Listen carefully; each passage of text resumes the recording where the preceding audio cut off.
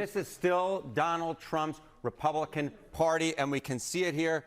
It's like a rock, to quote Bob Seger. I mean, take a look here. Republicans who approve of Trump. 6 months ago, it was 87%. Now, well, hello, it's the same number. It's 87%. He has not lost any support among Republicans compared to 6 months ago. As I said at the beginning, he's like a rock. He's like a rock. The Republican base is sticking by Donald Trump at this point in time. Wonder how many of CNN's viewers would enjoy hearing that report. But Caitlin, what do you put this down to? Oh, no, their ears must have been bleeding. I put this down to the man that is sticking to his promises as president. Also being the most transparent administration that we've seen in history. Again, we look back at what happened on November 5th, the culture. Donald Trump followed the culture. He followed culture in sports with men being able to compete with women. He said absolutely not. The culture with parents caring about safety. The culture with women. What do the women care about? MAHA, health, and the overall culture of being authentic. That's what Donald Trump campaigned on. That's why he won in a landslide. And that's what he's continued to show the American people. So I'm not surprised at his approval ratings. I know a lot of, including CNN, was talking about recently what happened last week with Marjorie Taylor Greene announcing she's going to leave Congress. That is not a loss. And the president has said he would love to see her return to politics one day. I think what she did there was a strategic play, actually. I think she's playing chess, not checkers, and didn't want there to be more infighting with the party and is stepping away for now. But most people are sticking by the president, and it's not to say that Greene isn't. So she's just removing herself from the time being. So these baseless attacks actually have no weight. And I want to talk to you about MAHA in a moment, but I have to get your thoughts on Mamdani, of course, New York City mayor-elect. So Mamdani, he still believes that Donald Trump is a fascist. Let's take a look at this. Are you affirming that you think President Trump is a fascist? I've spoken about... That's okay. You can just say yes. Okay. So, All right. Okay.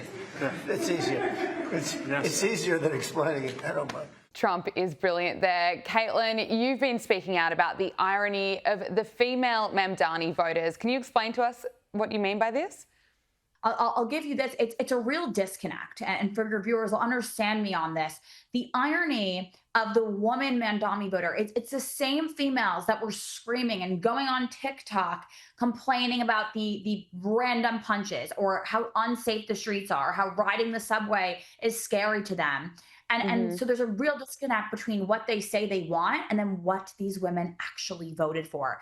This man's platform calls for sending in social workers to domestic violent assault. No police officer. He's back decriminalizing prostitution, and he wants to divert millions away from law enforcement. So that all goes against what these young females complain about on their social media on a day-to-day basis. So none of this is actually reform. It's regression.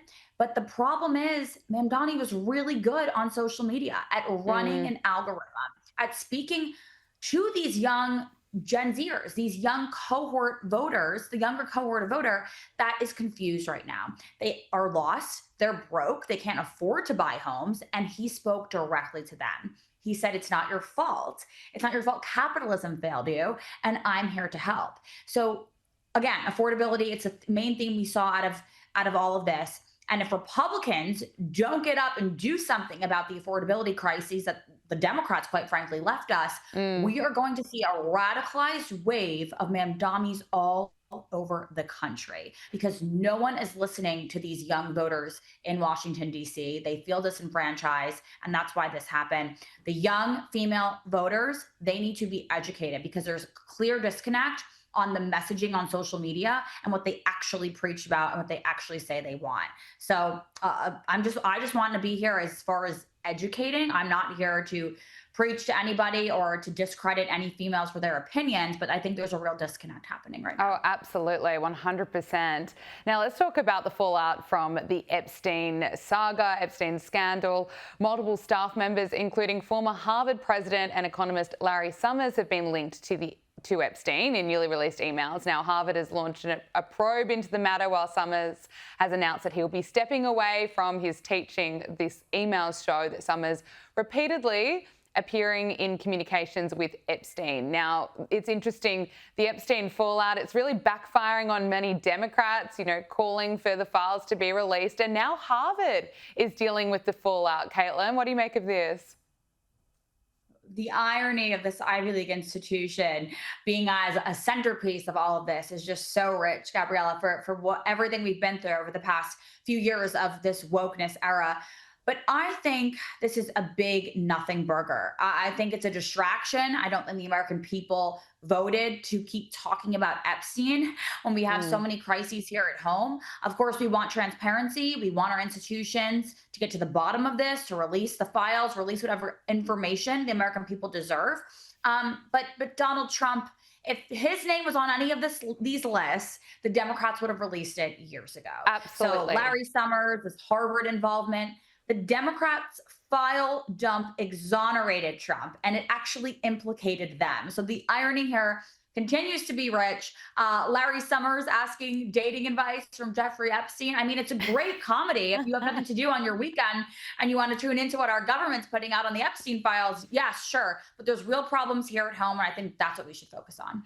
Now let's talk about the midterm elections, looking at next year. How important will the Make America Healthy Again movement be, especially when it comes to the midterms? Huge. I think the Make America Healthy Again movement is the bridge that Republicans have been looking for as far as how to reach the female voters. We have both parties right now whining in the past few weeks since these past elections earlier this month.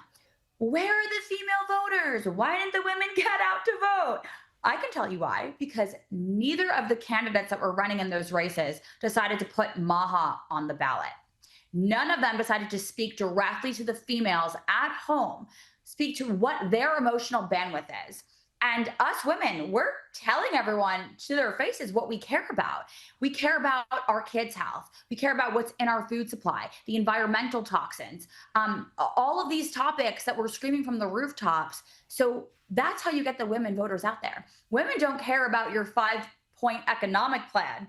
They care about their skin. They care about feeding their children. They care about what they're putting into their bodies, onto their bodies, what's living in their environment. And that's a winning message. So whichever party puts MAHA on the ballot, puts MAHA as a centerpiece ahead of midterms, that's the party that's going to win. Caitlin Sinclair, media strategist for MAHA PAC. Thank you so much for your time. Great to talk to you. You as well.